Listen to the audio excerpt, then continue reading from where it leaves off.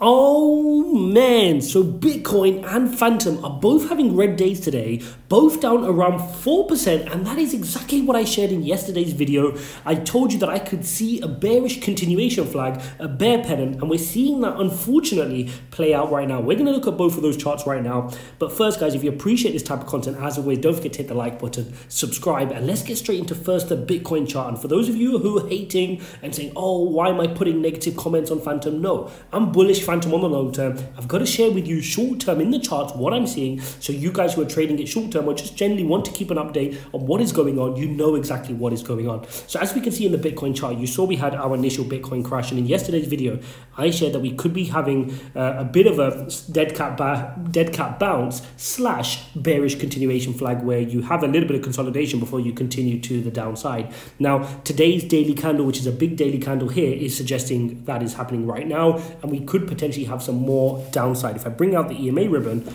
you will see that Bitcoin has now been bearish from the 18th of November. Okay, so we're now sitting at the 9th of December. We've been bearish for a good 12 plus 9, 21 odd days just there. Okay, so this is very bearish territory. You can see the extension from the EMA ribbon as well. We could have more downside all the way even down to here, 43. I know that sounds ridiculous. I know a lot of people are not thinking about these kind of levels right now, but that's what I'm thinking as the next major support level is at 43, along with this violet wedge which we were forming as a longer term pattern. So that's what I'm looking at right now on Bitcoin. But what does that mean for Fantom? Because Fantom is having a red day too. And what I want to share with you, let's just tidy this up, is what are we seeing to the downside? And what we can see here is, if I bring this over and let's switch over to the hourly, you can see the diagram which I was sharing yesterday. And I was sharing yesterday that we were forming this bearish continuation pattern again, where you fall, you enter into a wedge, okay, you consolidate a little bit, it looks like you're recovering, and then you fall down to the downside of that wedge.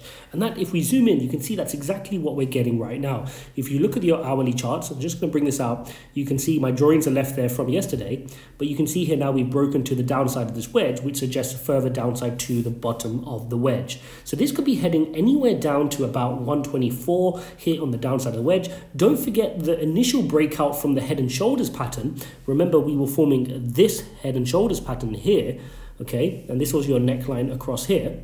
Now that target falls all the way, your technical target, doesn't mean I think it's necessarily going to get here, falls at $1.05. So we do still have some downside on Fantom. Like I've always said, this depends on what Bitcoin manages to do and whether Bitcoin can find a point to bounce off of right now. We know there's a lot of uncertainty in the global macro market right now around crypto, around inflation, around Jerome Powell, around Evergrande, around various other things. We're seeing a lot of sell-off in tech stocks in the stock market, and naturally that's going to weigh on crypto as well. We've got a CPI reading coming up later on as well. What impact is that going to have, and how will cryptos react to that? So all of this uncertainty in the market is weighing on the market and is suggesting we've still got some more downward pressure to see. So that's where I stand in Fantom. Again, a long-term hold for me. Like I advised you guys in yesterday's video, in moments like this, you need to have high conviction. You need to move across into your favorite high conviction plays. When the market's uncertain, you can't afford to have investments which you're second guessing. You can't afford to wake up and say, I was never sure about that one, I only bought it because my friend told me to buy it. You can't have those in your portfolio. They're going to be your loss leaders. Those are going to be the ones you panic sell, right? So Fantom sitting here at $1.40. If you bought in at $3 right at the peak, you're 50% in your portfolio right now. That's going to hurt, right? And it's going to hurt if you don't have high conviction in the particular project. So if you don't have high conviction, go ahead, do your research, try to understand what Fantom is all about and what they're trying to achieve. And one of two things is going to happen when you do that. Either one, you're going to realize, hang on, this is a bargain, and you're going to build the conviction to start averaging down your position and buying more right now.